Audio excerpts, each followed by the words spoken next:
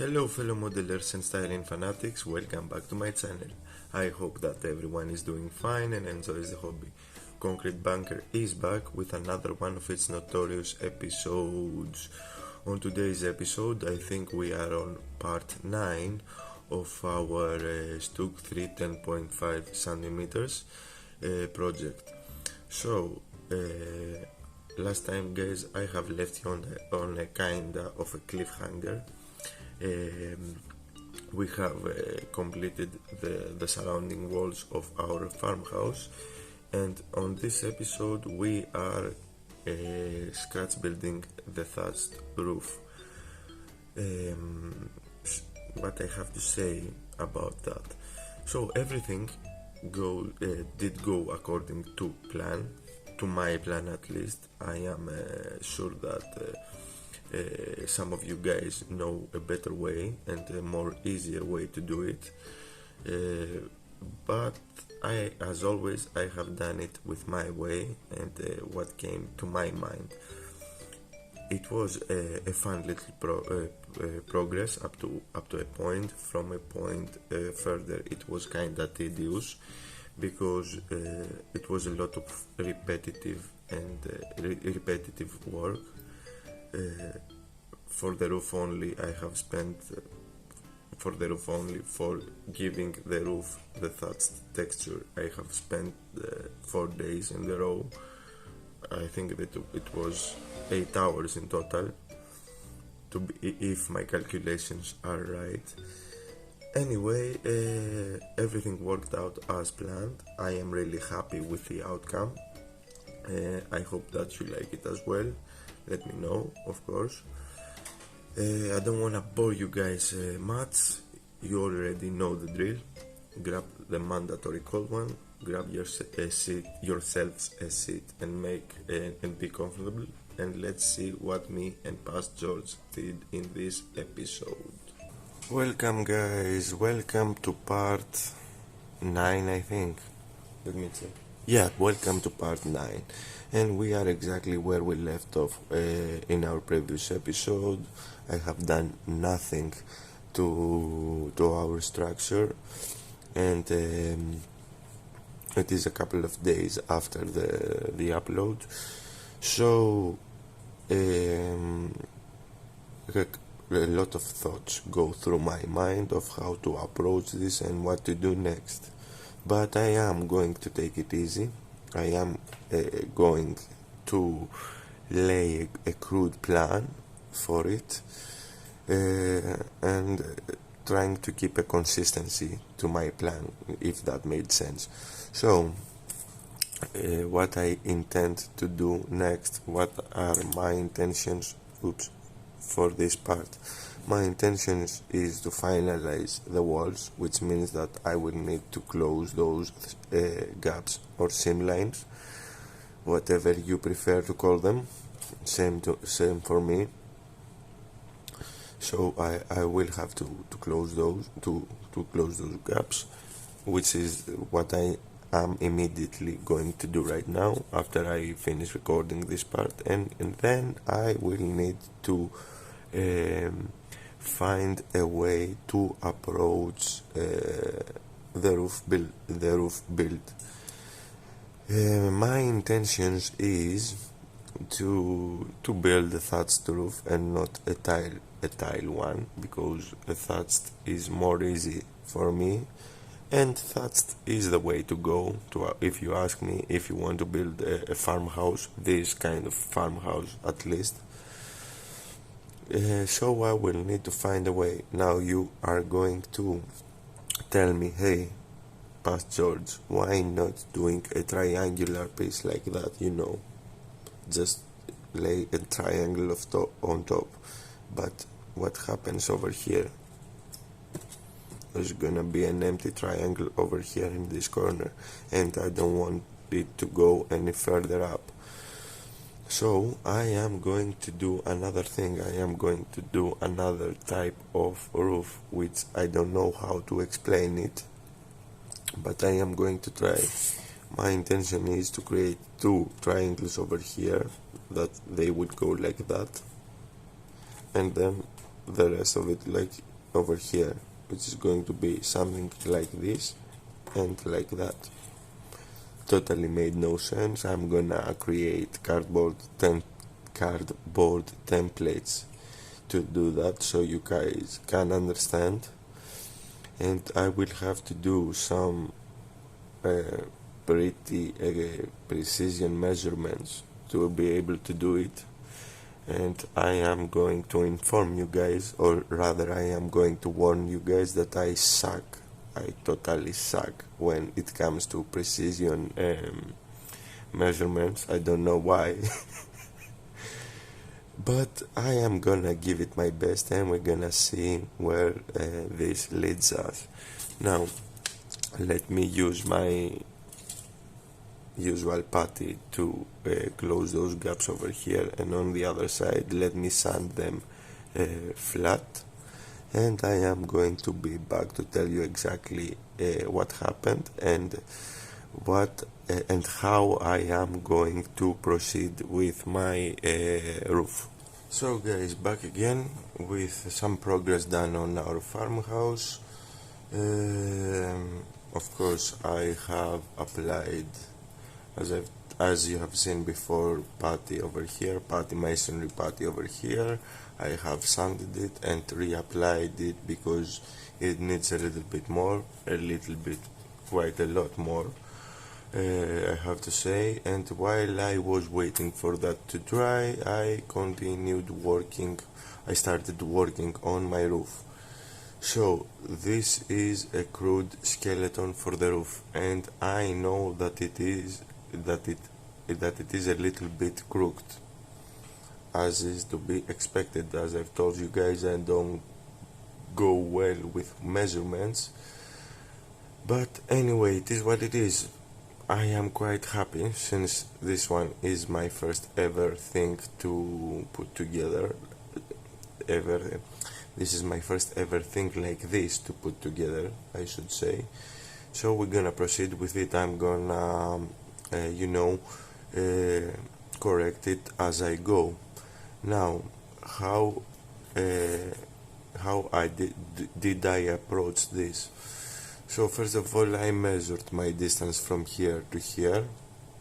This part, it was 20 centimeters.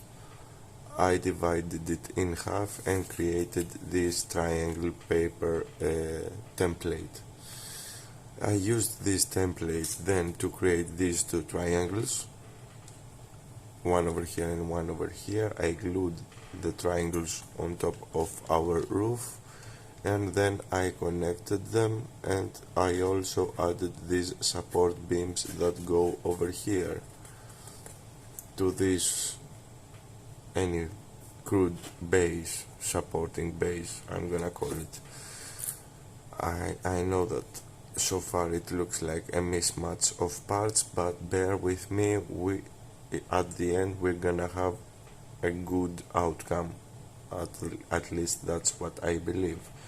Now, what I am going to do next,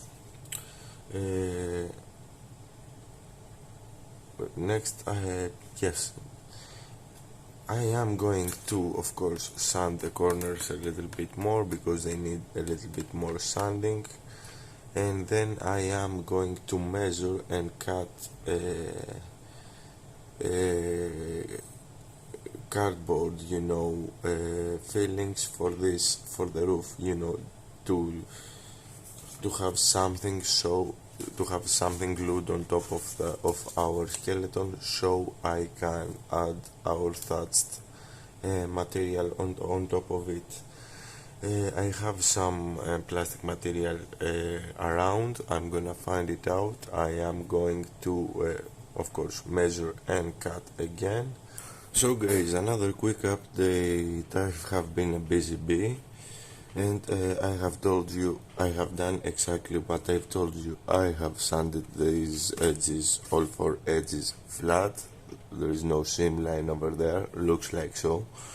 Of course, and I destroyed the texture a little bit over here on the edges, and I am going to redo that, reapply the texture, because over here it is sanded smooth.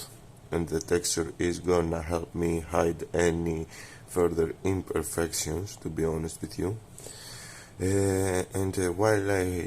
While I finished with sanding, I have added, these panels to the roof. So these panels are parts of plastic garbage I keep around. I am kinda of a trash guy, if you know what I mean. I just find interesting bits here and there, and I see potential in them, so I get them home like a squirrel. One of these days my wife is gonna evict me out for doing that, but anyway, guys, don't do that. If you don't have a patient wife, don't do like me, or keep your stuff well hidden. So I have measured and cut and glued everything over here. I have used hot glue because it is easy to use, and it dries instantly, and it is fairly cheap over here. And I have made this crude rooftop. Now I know that this doesn't look beautiful, and I don't have a problem with that, since when I finish with this, nothing will be visible. Now what's my next step? My next step is to find some paint brushes, like this one, not this one in particular, paint brushes, usual big ones, so I can cut the bristles off and apply thatch on all over the roof. Looks like I am going to need a buttload of brushes to do that, but shit happens. Okay, so I am going to search my spares box and my my supplies to see if I have any sacrificial brushes of that size, and I am going to start working onto the thatched roof. And I am also going to, while working onto the thatched roof, I am also going to reapply my texture in all four corners that I have messed up with. So far so good, everything goes as planned. For the first time I have planned something and it worked out, it kinda worked out. From what I can see, the roof is not as warped as it was before, with a skeleton structure. I have managed to correct that. So guys, it's been a moment for you. It's been 4 or 5 days for me, if I may say, if I counted them right. So between the last clip and this clip, as I've said, there is 4 days. There is a 4-day gap. A lot of time was invested onto the roof.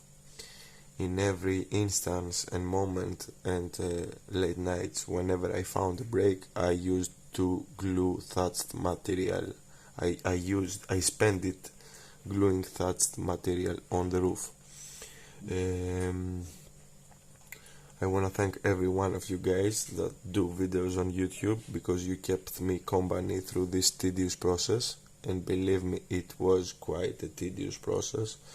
It is repeating, you are repeating the same thing over and over again, non-stop.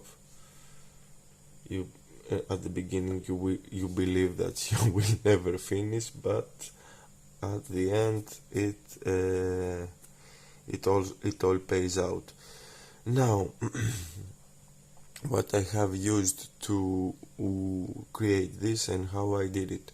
I have used paint brushes that we use to paint walls, the bigger ones, if I might say, size like this, 100mm, 10cm brushes. So I have used 4 of them in total.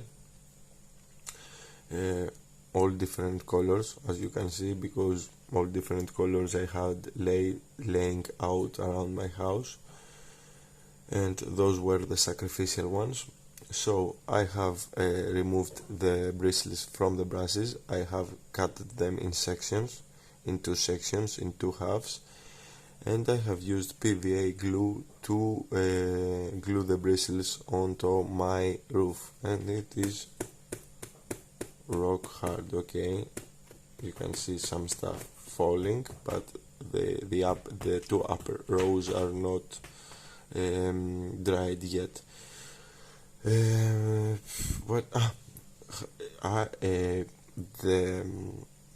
way I did it is one row at a time.